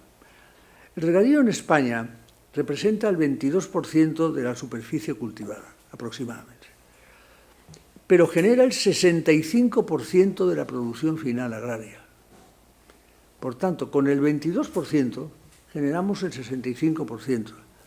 En 2022 alcanzamos un superávit en la balanza comercial de 19.000 millones de euros, cuando yo era ministro, 40 años, hace 40 años, desgraciadamente, pues lo que teníamos era un déficit comercial tremendo y hemos pasado a un superávit. Esta es la historia de Costa, Jovellanos, etcétera, tal, que a lo largo de los siglos van empujando al riego. Y llegamos al siglo XX con una superficie reglada de casi 3,84 millones de hectáreas. Hoy el 100% de la población rural o urbana está censada con acceso a agua potable saludable. Y eso es un gran éxito de la política de riegos en España. Si desglosamos eso, podríamos encontrarnos con que una buena parte corresponde a hortalizas, 10.700 millones de euros, y otra parte corresponde a fruta, 9.375 millones de euros. Me refiero a la parte de balanza comercial que me refería antes, que está basada básicamente en frutas y en hortalizas. Y esas frutas y esas hortalizas se generan en una buena medida en un rincón de España, que es el rincón de Europa, que es concretamente Almería, Murcia y Alicante, el Tajo Segura. Pues bien, también sobre el Tajo Segura hay presiones constantes, permanentes, por parte del Miteco, para reducir las dotaciones de agua que se lanzan desde el Tajo, que es entre Peñas y Buendía, a través del pantano de Alpón, para que llegue hasta la zona del Tajo Segura. Pues bien, el Tajo Segura es una obra que la diseña Lorenzo Pardo, siendo ministro Indalecio Prieto en la Segunda República. Hace un diseño excepcional, diseño que lo acepta la República, diseño que es aceptado por el franquismo, diseño que se pone en marcha al final del franquismo y diseño que entra en funcionamiento en los primeros años ya de la transición. Yo estaba ya en el gobierno. Inaugura aquellas obras Joaquín Garrigues, que era murciano. Pues bien, ¿qué habíamos conseguido con eso? Habíamos conseguido llevar agua desde una zona que no tiene clima para producir a una zona que tiene el mejor clima del mundo para frutas y hortalizas. Pues eso, que es el trasvase Tajo Segura, hoy se pone en cuestión constantemente y se discute si se les debe mandar tantos hectómetros cúbicos por periodo, o tantos menos, o tantos otros, o tal. Y naturalmente hay un enfrentamiento en este momento entre el Tajo Segura y entre Peñas y Buendía, o digamos el Tajo. Pero no solo está ese enfrentamiento, es que ahora ha surgido otro. Y es que Castilla-La Mancha, como considera que el Tajo es suyo, pues considera que no debe ir tanta agua al Tajo Segura, sino que debe quedarse en Castilla-La Mancha. Con lo cual tenemos un problema, cada vez que hablamos en España de aguas, tenemos un problema de lucha entre territorios. Los territorios se enfrentan los unos a los otros. Hemos tenido y tenemos en este momento un problema de falta de agua en Cataluña. Lo que se llama la Cataluña interna tiene un déficit de agua tremendo, el mayor casi de toda España. Pues bien, se ha planteado sustituir ese agua y llevar agua a Cataluña para cubrir ese déficit con aguas de Valencia, procedentes incluso de desaladoras, cuando tienen el Ebro pegado, con unas dotaciones de agua excepcionales, porque el Ebro este año está echando agua al mar como no lo había echado nunca. Y sin embargo, la presidencia aragonesa, la presidencia catalana, Aragonés, no quiere aguas del Ebro, quiere aguas de Valencia. ¿Pero por qué? ¿Pero por qué? Es un contrasentido, pero desgraciadamente estamos en esa situación. Bien, yo creo, sinceramente, y dejo ahí una interrogante, que en la Constitución pienso a veces que nos equivocamos en algo. La Constitución dice que cuando un río afecta a una sola comunidad autónoma, la competencia sobre el río es de la comunidad autónoma. Pero si afecta a varias, es una competencia nacional. Yo, sinceramente, creo que la competencia sobre todos los ríos, afecte a una o a varias comunidades autónomas, afecte a lo que afecte, debería ser competencia absolutamente nacional. y no competencias autonómicas. Porque yo tengo, y podría explicarlo aquí, pero en fin, no quiero aburrirles, yo tengo el caso explicado por un ingeniero de caminos de una comunidad autónoma que no voy a mencionar, que cuando se planteó este tema, después de aprobada la Constitución, se dieron cuenta que por culpa de un afluente, ellos pertenecían a 2 comunidades autónomas y naturalmente querían tener el control del río ellos solos. ¿Y qué hicieron? Prepararon toda la documentación que había que presentar en el Ministerio de Fomento en aquel momento sin el afluente. El afluente desapareció. Yo tengo el informe en mi casa y tengo el informe de quien hizo el contrainforme, pero en aquel momento desapareció y sigue así. No se rectificó. Señal de que algo no hemos hecho bien y de que algo deberíamos cambiar. Pues bien, el Tajo Segura es una obra impresionante que debe mantenerse, que debe cuidarse, que debe respetarse y que no debería ponerse en discusión de ningún modo. Pero desgraciadamente, repito, está en discusión constantemente. Y la cuenca superior de donde nace el Tajo Segura, pues se sigue todos los días para saber en qué situación se encuentra.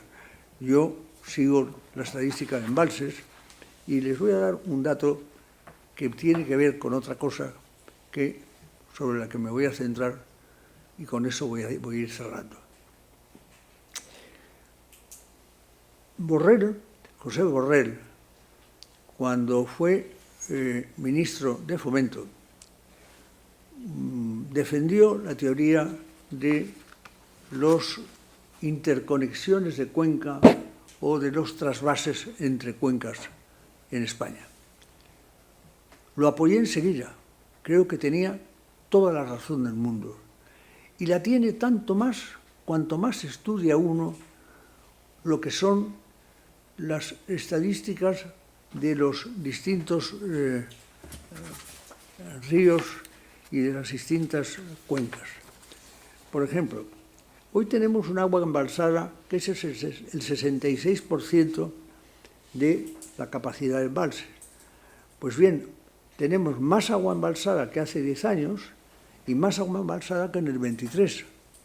Y sin embargo, vivimos bajo una especie de obsesión de sequía. Segundo, tenemos datos, que voy a dar datos de un cuadro que hice recientemente. Si yo cojo los pantanos, los embalses, en los cuales el agua embalsada es más del 50% de la capacidad del embalse, me encuentro con que tengo el Guadiana, capacidad 9.500, embalsada 3.800, porcentaje 40%. El Guadalquivir, tengo bueno, esos son para los niveles de menos del 50%. El Guadalete, el Segura, Galicia Costa y Cataluña Interna, que es la que está peor porque está con el 15-21%.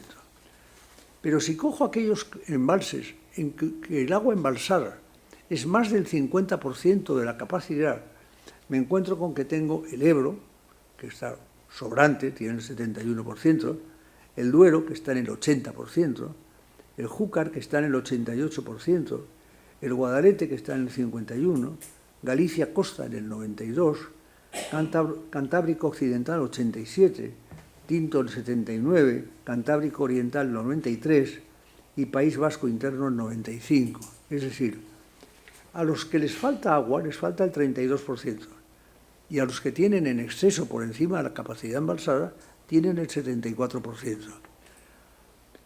Son 25.000 hectómetros cúbicos aquí y faltan 7.000 allí. Es que no podemos hacer un sistema de trasvases para, según las circunstancias y los momentos, llevar aguas de unos ríos a otros para poder nivelar. Es que con 25.000 hectómetros cúbicos que teníamos ahora, nada más terminar las lluvias de Semana Santa, ¿no podríamos completar los 7.168 que faltan en los demás para que pasaran a tener más del 50%? con lo cual estarían todos en más del 50%. Claro que podemos. Podemos y deberíamos hacerlo. ¿Por qué no se hace? Pues no lo sé. Pero además hay un agravante. En la medida en que estos ríos que acabo de mencionar, el Duero y el Tajo, son ríos que van a la mar a través de Portugal, y nosotros debemos cumplir el Tratado de Albufeira, significa que en la medida en que no aprovechemos esas aguas para llevarlas desde nuestros ríos a otros ríos nuestros, lo que estamos es regalándole agua a Portugal en cantidades ingentes. Y eso lo dicen ellos. Yo tengo libros, yo he vivido, los que me conocéis, he vivido no, pero he viajado mucho a Portugal, mi mujer es casi de origen portugués, su padre era diplomático y vivió ahí muchos años, y yo he comprado mucho libro en Portugal de todo tipo, pero entre otras cosas sobre estos temas. Bueno, pues el Tratado de Albufeira es reciente, pero el agua que nosotros vertemos en el Atlántico a Portugal, que ellos aprovechan antes de que llegue al Atlántico para sus propios riegos, es impresionante. ¿No podemos hacer una red de trasvases? ¿No podemos hacer una red de reequilibrio para mejorar esa situación nuestra?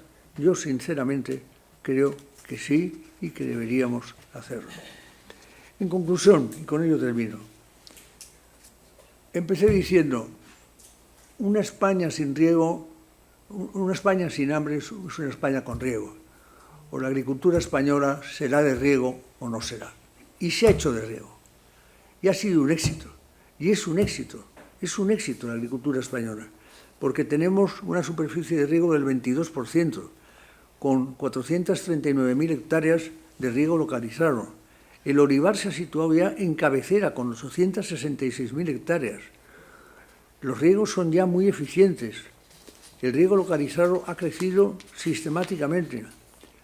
El arroz ha disminuido un poco por como consecuencia de la sequía, pero siguen creciendo. Los viñedos, no digamos, lo que se han expansionado en riego, no existía. Cuando nosotros ingresamos en la Comunidad Económica Europea, en España estaba prohibido el riego en el viñedo, terminantemente prohibido. Y la razón de aquella prohibición era para que no nos pusieran, porque ellos sí regaban, para que no nos pusieran a nosotros objeciones al ingreso. Fue ingresar, inmediatamente se suprimió la prohibición y empezamos todos a poner viñedos en riego. Y hoy Albacete, Cuenca, Ciudad Real, en fin, toda la España de viñedos, Rioja, está en riego. Y como con eso podía decir con los pistachos, no digamos las hortalizas, etc. Por tanto, el riego es en España clarísimo. Y a nivel mundial, vengo afirmando desde hace tiempo que un mundo sin hambre será de riego o no será. Es decir, no tenemos más remedio que garantizar la seguridad alimentaria mediante el riego. Y si la prioridad mundial es la alimentación, y ese es el título de la conferencia, si no recuerdo mal, si la prioridad mundial de la alimentación suficiente para 10.000 millones de habitantes no es posible hoy, sería lógico aplicar limitaciones productivas vía control de los gases de efecto invernadero para ese 4%.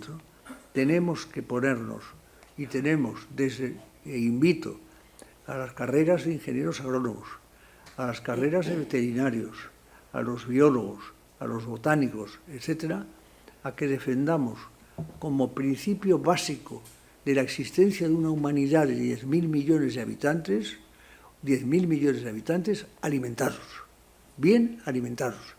Y para eso hace falta riego, y para eso hace falta construir infinidad de ríos artificiales nuevos que se están haciendo, de presas, de pantanos, de todo. Pero necesitamos resolver primero, a mi juicio, el problema del hambre y luego ya iremos a otros derivados del cambio climático y de otras cosas. Perdonad si me he extendido mucho. Muchas gracias.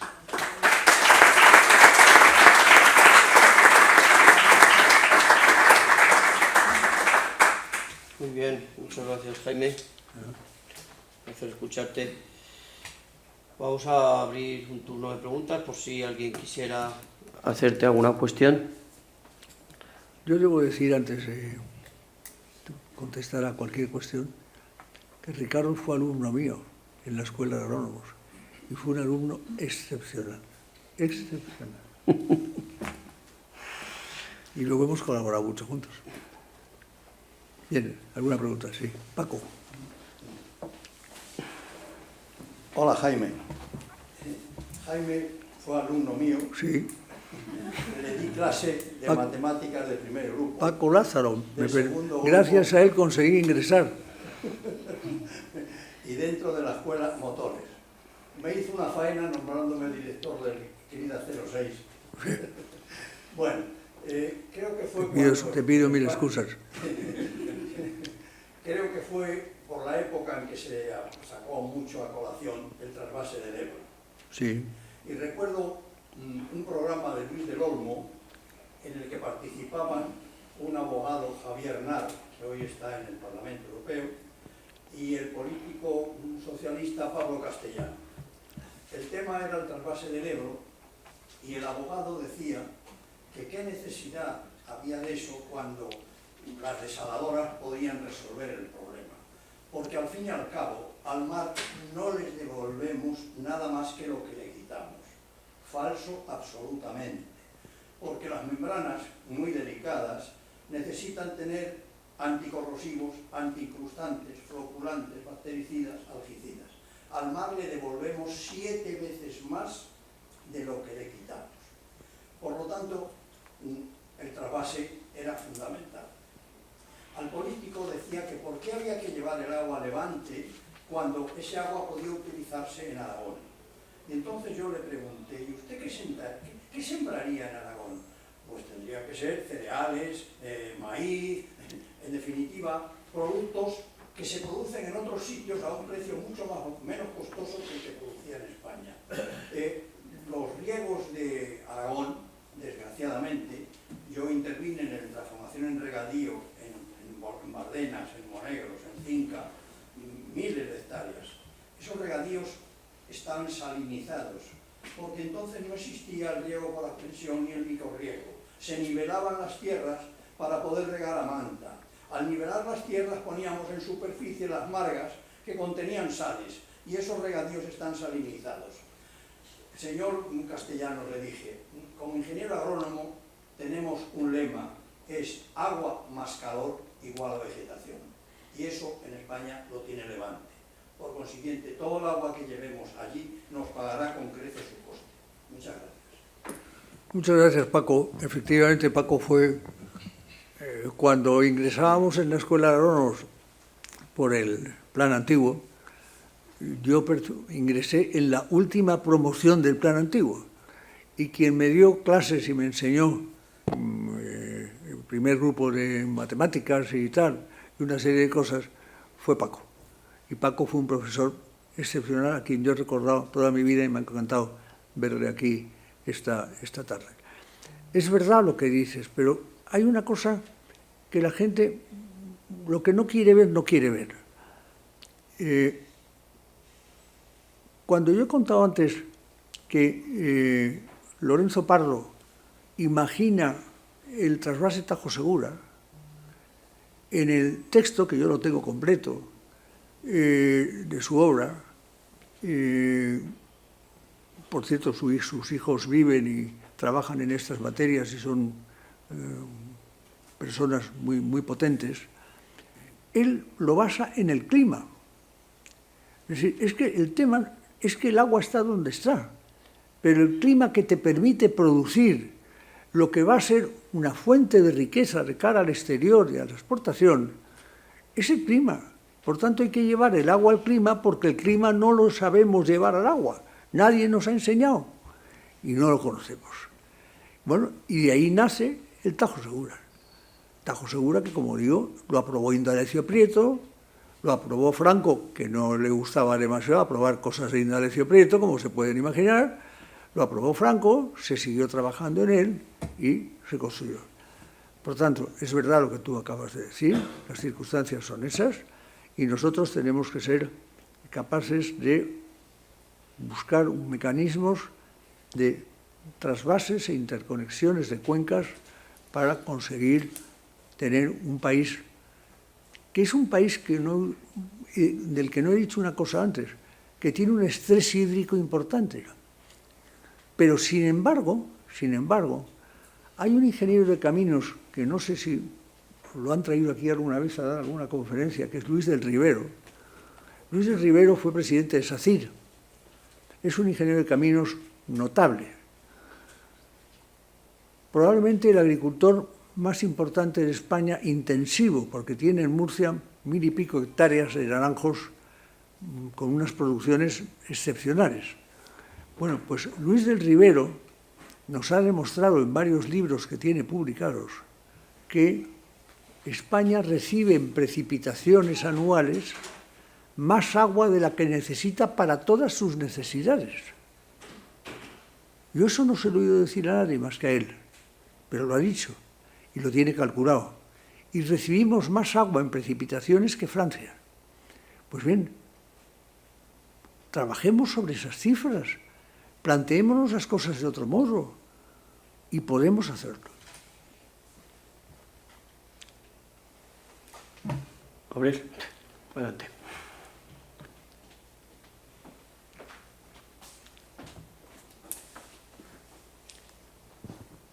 Muchas gracias. Muchas gracias, don Jaime. Realmente yo creo que técnicamente es posible. Habla un poco más alto. Técnicamente es posible. Para mí la clave es, supongamos, la competencia del agua de la comunidad autónoma, a no ser que trascienden determinadas cuestiones, pues es el MITECO. Supongamos que mañana la competencia del agua está en manos del Estado. ¿Cree usted que realmente se acabarían los problemas políticos entre regiones sobre el agua? Y para mí la clave es cómo hacer que las comunidades autónomas participen de una política estatal, es decir, un plan nacional de regadíos. Porque en otras cuestiones, todos conocemos que las comunidades autónomas se apuntan a la política estatal cuando les interesa y cuando no, no. esa es la realidad, independientemente de la comunidad autónoma de la que hablemos, en política agraria, en política de agua, en cualquier cuestión. ¿Cómo integrar a las comunidades autónomas, digo en democracia, para poder abordar esta cuestión que técnicamente pues, tiene aparentemente soluciones? Ahí me lleva a una respuesta política que me lleva a la transición. Vamos a ver, ¿por qué hicimos la transición? ¿Por qué fuimos capaces de pasar de la muerte de Franco al nombramiento de Adolfo Suárez en el 76, en el 77 las primeras elecciones democráticas y en el 78 se había aprobado la Constitución? Es que no nos damos cuenta que entre el 76 que llega Adolfo y el 78 hay año y medio, 2 años y medio, y se produce la aprobación de la Constitución. ¿Cómo se aprueba la Constitución? Yo estaba allí, en el Congreso, y por tanto lo viví. Se aprueba porque hay una voluntad de hierro entre los partidos importantes de aquella legislatura en lograr el consenso sobre las cosas. No pelearse. El objetivo era no mirar para atrás, era mirar para adelante. Y ahí está un partido comunista con Santiago Carrillo, pues, del que muchos habíamos oído hablar, las cosas que habíamos oído hablar, y que sin embargo nos entendíamos con él. Y con Felipe González y Alfonso Guerra 3/4 de lo mismo, porque eran personas extraordinariamente sensatas. Y con Adolfo Suárez no digamos. Y con Manuel Fraga, que al principio era más, bajó de tono, y al final acabamos haciendo los artículos de la Constitución. Y esos artículos se hacían durante el día en los debates en el Parlamento, buscando siempre el consenso. Y voy a contar una anécdota que es poco conocida. Cuando terminaban las sesiones esas tardes, Fernando Abril y Alfonso Guerra, Fernando Abril, que era la UCD, y Alfonso Guerra, que era el PSOE, se iban a cenar al restaurante José Luis, enfrente del Estadio Bernabéu. y se llevaban todos los papeles del día. Y empezaban, a ver, artículo primero. A ver, Fernando, ¿tú dónde ves aquí el problema que puede haber? Pues yo creo que la palabra tal sobra, pues yo creo que no sé qué, pues tal, pues quita esto. Y se pasaban horas reconduciendo el texto que había salido por consenso allí a un mayor consenso hecho entre dos personas, curiosamente un ingeniero agrónomo y el otro un perito industrial, curiosamente. Y gracias a esos consensos se logró la Constitución. Y vivimos en esos consensos, todo el gobierno de Felipe González, todo el gobierno de Adolfo Suárez, de Felipe González, de Aznar, pero llegó un día Zapatero. Y Zapatero decidió que había que echar marcha atrás, que había que volver hacia atrás y que no se podía seguir caminando desde la óptica del consenso. Y desde entonces entramos en lo que hoy llamamos muchos guerra civilismo, y es lo que nos está rompiendo las cosas. Si ese guerra civilismo desapareciera y volviéramos a una estructura de consenso como la que hemos conocido, esos problemas territoriales serían, no digo fáciles, pero serían solubles. Si no, es imposible.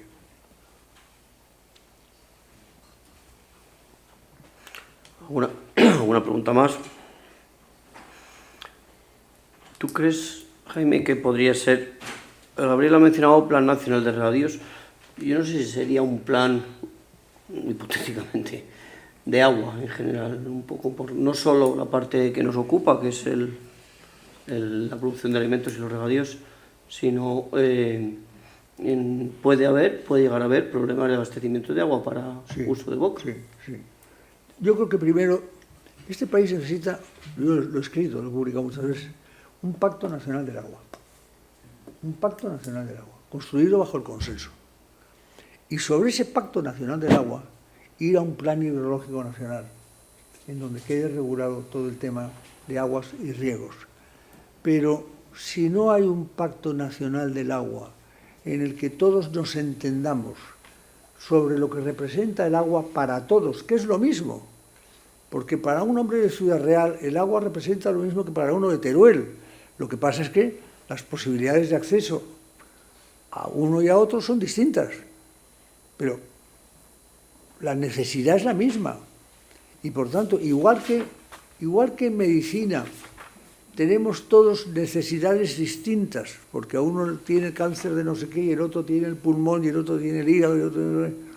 Pero al final hay una medicina común que atiende a todo el mundo desde el consenso de la medicina.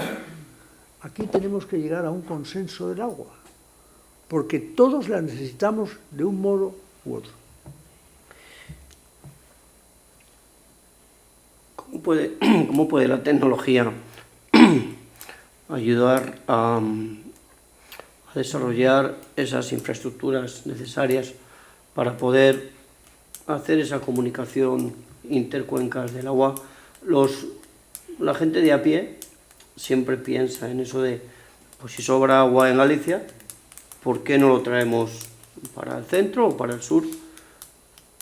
¿Tú crees que eso llegará a ser posible aplicando la tecnología que seguro va a venir? ¿O cómo ha de ser? Esa tecnología ya está. O sea, vamos a ver, llevar una tubería de un determinado diámetro desde tal sitio a tal sitio es muy fácil, se hace hoy todos los días. Y no hay que plantearse disparates, no hay que plantearse con que el agua del Miño hay que llevar al Guadalquivir, no. Hay que plantearse pequeños tramos que vayan uniendo pequeñas zonas, de tal modo que según los momentos el agua pueda ir en una dirección o en la otra para satisfacer las necesidades que pueda haber en un determinado lugar, pero no en grandes bloques. Y eso se puede hacer. El otro día leí en un periódico, prefiero no decir cuál, que durante el último gobierno las inversiones que menos han crecido, o lo diré de otro modo, o que prácticamente no se han llevado a cabo, son las inversiones en planes hidrológicos, en obras hidráulicas. en obras hidráulicas. Se han hecho carreteras, se han hecho ferrocarriles, se ha hecho de todo. En obras hidráulicas prácticamente no se ha hecho nada. Y eso tiene que ver con los regadíos.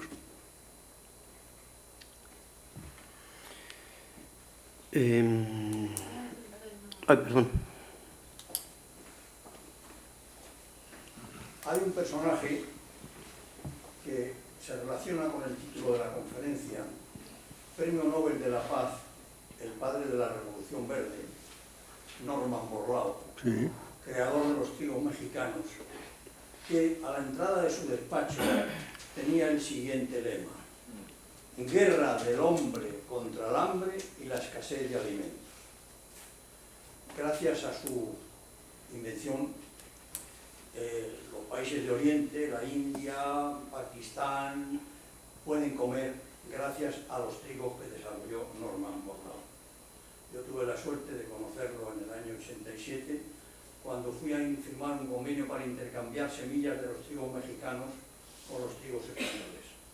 Verdaderamente era un luchador en defensa primero de la humanidad, porque se entregaba de sol a sol para conseguir lo que logró, el Premio Nobel de la Paz.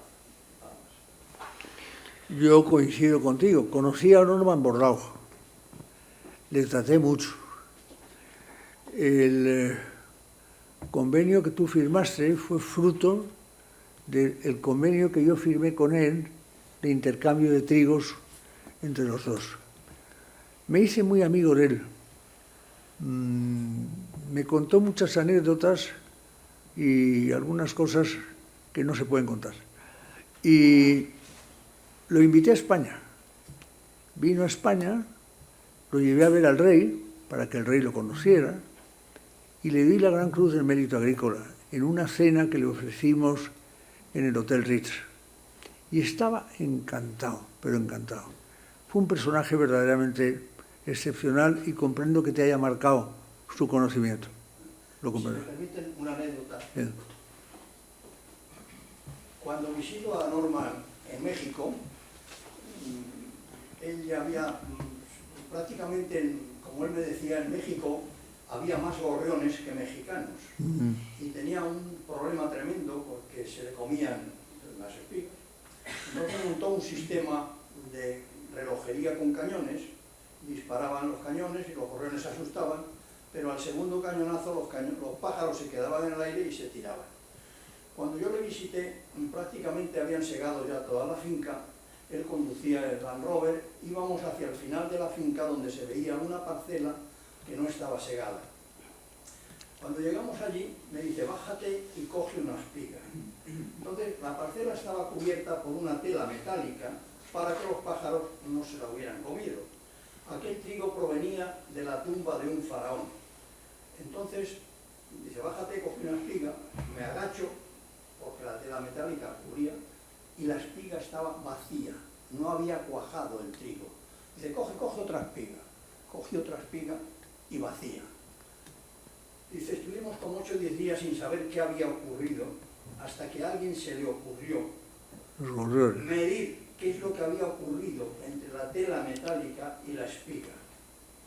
México está muy alto y las radiaciones solares alfa, beta y gamma son terroríficas. Dice, a alguien se le ocurrió medir qué había ocurrido entre la tela metálica y la espiga. Se había formado un campo magnético que había bloqueado el agua que hubiera generado el grano, porque el agua es un dipolo, es como un pequeño imán. Y cuando tú a un imán pequeño lo bloqueas con un imán de mayor potencia, ese imán no se mueve, por eso no cuajaron los trigos. Esto entonces no lo sabía, pero a partir de aquel momento me especialicé en magnetismo. Tengo 2 patentes, una, tratamiento magnético de fluidos, y otra, tratamiento de los detergentes en su contaminación. Nada más, gracias. Enhorabuena, Paco. Yo siempre supe que eras un genio, no me extraña. 2 cosas para ir terminando, Jaime. Se alude, sobre todo en el tema del olivar, se alude muchas veces en los últimos meses al ejemplo de Portugal. Sí. son países que están muy cercanos, que estamos al lado, similares en condiciones climatológicas. ¿Crees que se podría desarrollar, o cómo se podría desarrollar un ejemplo parecido en España, donde se desarrolle ese sistema o esas infraestructuras para poder desarrollar diversos cultivos de valor como hay en España? ¿O no se puede? Pues no lo sé, porque como las relaciones entre España y Portugal son siempre tan difíciles, son difíciles desde todos los puntos de vista, a veces hasta en el intercambio científico, tecnológico, agronómico, son capaces de no dar la información que uno busca, ¿verdad? No sé, no sabría contestar. Y la última, cuando empezaron las desaladoras, yo me acuerdo, en España, ¿no?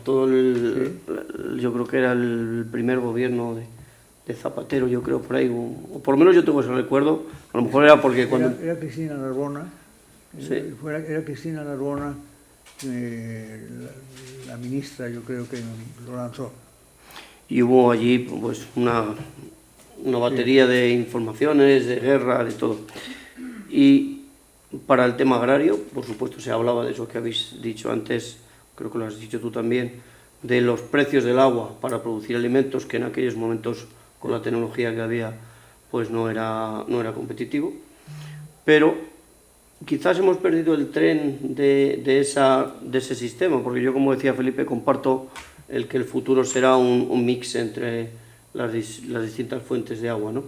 ¿Hemos perdido el tren de las desaladoras y de la tecnología del agua en cierto sentido, o todavía estamos No, yo creo que estamos a tiempo, pero sabiendo que si se hacen desaladoras es más conveniente hacerlas ahí donde vas a atender con ese agua necesidades turísticas o urbanas o industriales que necesidades agrarias.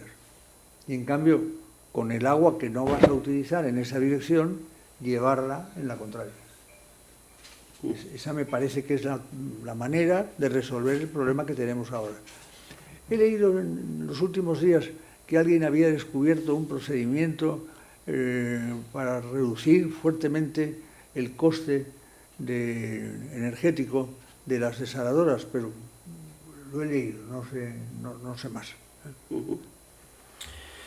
Muy bien, pues vamos a terminar ya. Hablando de tecnología, pues me he enterado hace poco que se va a celebrar un salón del agua, pero no como se escribe, sino AWA, que se celebrará aquí en Madrid en los días 15 y 16 de octubre, un sitio donde, bueno, pues el sector agrícola, el sector de alimentación puede tratar de trabajar o de ver esa tecnología. En octubre. 15 y 16 de octubre. Lo he leído, yo sé. Pues estaremos atentos a ver cómo esa cita puede ayudar al desarrollo de la tecnología en España y que nos ayude pues a tener un sistema de abastecimiento de agua que nos permita producir alimentos y continuar regándolos para poder abastecer a toda la población. Así que un placer escucharte como siempre. Y de parte de todos, yo creo, muchas gracias por estos ratitos que nos has dado. Muchas gracias a todos.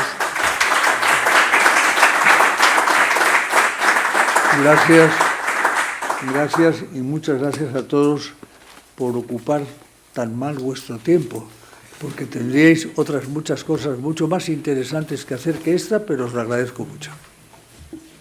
Muchas gracias.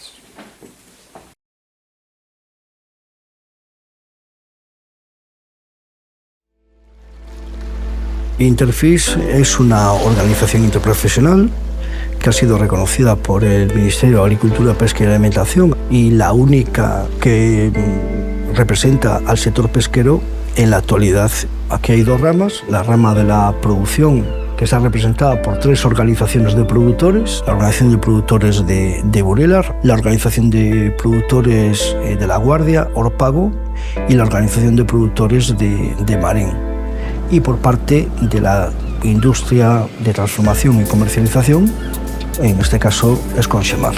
La cadena de valor para aquellas especies para las cuales está reconocida Interfish, que son la tintolera, el pez espada y el marrajo, que son las 3 especies objetivo de la pesquería de palangre de superficie.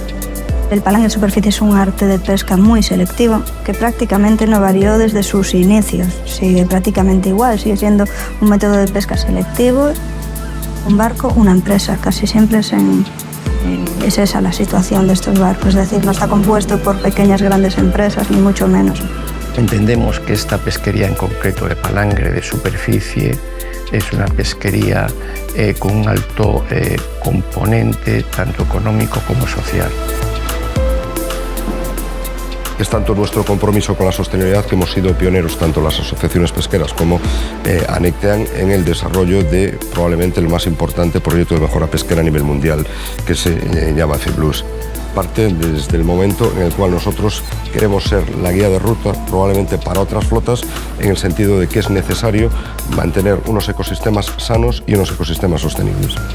Los barcos europeos, los barcos que están dentro del FIL, todos cumplen la normativa europea de aletas catenadas, es decir, que el pescado ya viene con las aletas adheridas, no con las aletas cortas, sino que adheridas al cuerpo, con lo cual, una vez que viene el pescado a tierra, se eliminan las aletas y hay siempre trazabilidad de la unidad del tronco a la aleta.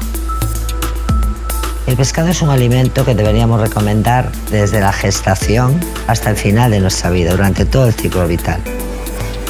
En los últimos tiempos estamos asistiendo a una pérdida del consumo, una pérdida de la adherencia a estas dietas tradicionales, y lo que se observa es que también se disminuye el consumo de pescado, y esto puede suponer importantes déficits nutricionales para la población. Es un pescado que tal como lo compras, lo puedes preparar y con cualquier cosa lo puedes acompañar, bien con arroz, patata, con lo que guste, entonces es un pescado muy agradecido.